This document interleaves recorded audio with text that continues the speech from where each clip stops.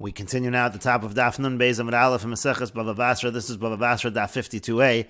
On the previous summit, the Gemara said that a person should not accept pikdonos. They should not accept deposits from women or from children or from slaves, because we assume maybe it's not really their property that they are giving you. But what if a person did accept, and the Bryce here continues, Kibel min hakatan, what if a person did accept a pikadon from a katan, from a minor? So then Ya'asa lo segula, so then he shouldn't return it to the katan, because we assume the katan is not able to protect it properly. Instead, you should make for the katan some kind of a safe investment. The Rashbam explains, Kibel min hakatan lo yachzer lo. In the case where you accept it from a katan, there you shouldn't return it to him. Sharei ein yodei lishma, he doesn't know how to watch it. It's like you're throwing it away. Misha hichzer lo, meaning when you're returning it, it's like you're throwing it away. Rather, what you should do is make some kind of safe investment. The Gemara, as it goes on, will explain what exactly we mean by a safe investment. And the Brisa continues, via mace. Now, if the katan dies, yachzer liyorshav, so then you return it to his heirs. And the Brisa continues, v'kulon she'amru b'shas misasan shel plonihe. Now, in all of these cases, whether we're talking about the katan or whether we're talking about the eved or the isha, in all of these cases, if they say at the time of their death that it belonged to a particular individual, so then yasa keperush, and then the person should do exactly what they say. V'im lav, but if not, and now what it means v'im lav is it means if it's not likely that it belongs to that other individual, so yasa perush leperush, and so then make an explanation for their explanation, meaning you should ignore what they say and instead you should return it to their heir. And the Gemara continues, Devisu de Rabba Bar Chana, the wife of Rabba Bar Chana, ki kashachva, when she was dying, Amra, she said, Hani kipi de Marsa uvnei Barata. These rings that are in my possession, they belong to Marta and the sons of her daughters. Asa lakame de Rav, so he came before Rav, meaning Rabba Bar Chana came before Rav, Amar lei, and he said to him, Rav said to him, Imehem nelach, if you trust what she's saying, so asay keperusha, do according to what she explained, meaning you should give it to Marta and the sons of her daughters. V'ilo, but if it doesn't seem likely that what she's saying is true, so asay perish leperusha, make an explanation for her explanation, meaning ignore what she's saying and instead you should give it to her heirs. And there are those that say that this is what he said to him, slightly different. If you estimate, or it means to say that if the person who she's saying she got it from is wealthy enough that it makes sense that they would have given this deposit, so asay keperusha, so then do according to her explanation, and you should give it to them. V'lo, and if not, asay perush leperusha, then make an explanation for her explanation, meaning again ignore what she's saying and instead give it to the heirs. And the Gemara continues at the two dots, min hakatan yasa lo segula. Again, we just said above, if he received it from a minor, so then you should turn it into a safe investment. The Gemara says, mai segula, what exactly do we mean by a skula? Rav Chisda Amar Sefer Torah. Rav Chisda says you should invest and buy with it a Sefer Torah. Rabba Bar Ravuna Amar Rabba Bar Ravuna says, dikla, you should buy a date tree. Da'achal minei tami, that's like an investment, because then the child can consume from the tree the dates. And the Rashbam explains, V'kul and Shamru, in all of these cases, if they say, meaning afilu katan, even if the minor says that it really belongs to a particular person, and they say this b'shas misasan at the time of their death, or chadamilsa nakat, this is just a normal thing that should happen, that they'll say it at the time of their death, techashein brian, because at the time that they're healthy, imrotzim lahachzer l'baylam yitlu shalahen miyad hanifkad, if they want to return it to the original owners, so that's exactly what they should do. They should take what is theirs from the nifkad, they should take it themselves, v'yachzir l'baylan, and return it to the owners. Tamalahen legalus. What do they need to reveal it for? They can just return it themselves. So it just makes more sense that they're saying this at the time of their death. But really it means in general, if they say that it belongs to a particular individual, so yasa keperush, and do what they say. Yachzer hanifkad la'oso ploni shapir shelo, the nifkad, the person who's watching over it, he should give it to the person that they explained that it belonged to them.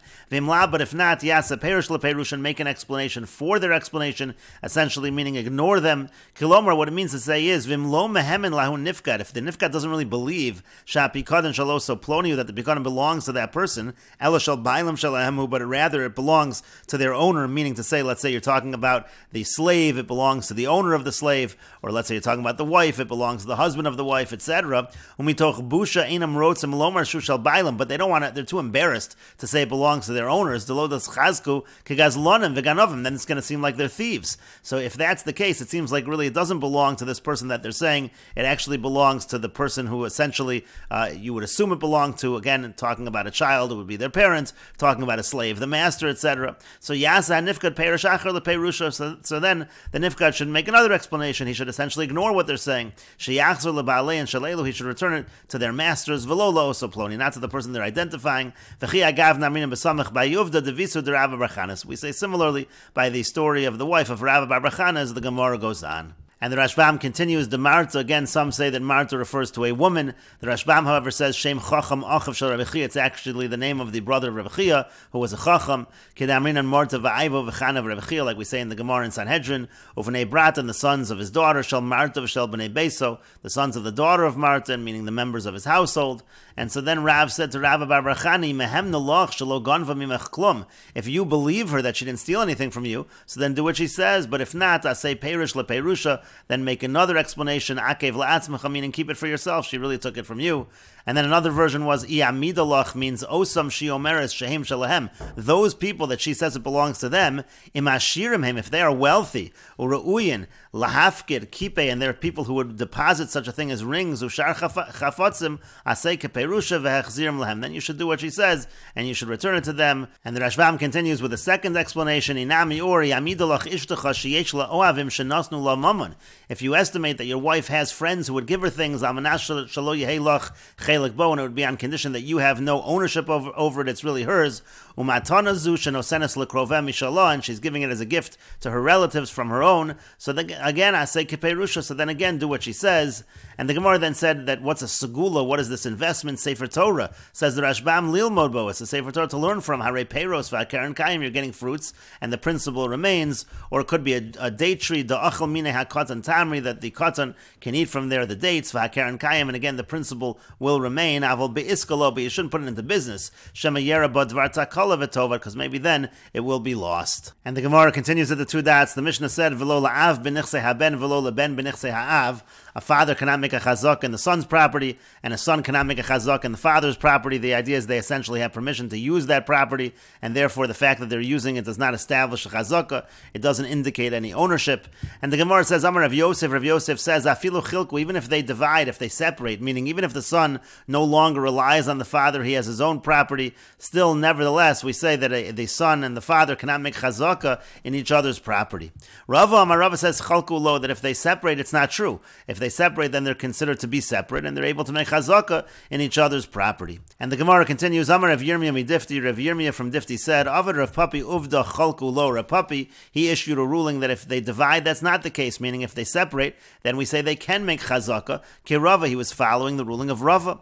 Amar Rav Nachman Bar Yitzchak, Rav Nachman Bar Yitzchak says, Ishtoi li Rav Chia me Hormiz Ardashid, Rav Chia from Hormiz Ardashid, he told me, the Ishtoi le Rav Acha Bar Yaakov mishmeid Rav Nachman Bar Yaakov, that Rav Acha Bar Yaakov told him in the name of Rav Nachman Bar Yaakov, Cholkulo, that again, if they separate, this is not the halacha, meaning if they separate, they could make a chazaka in the other, each one in the other one's property.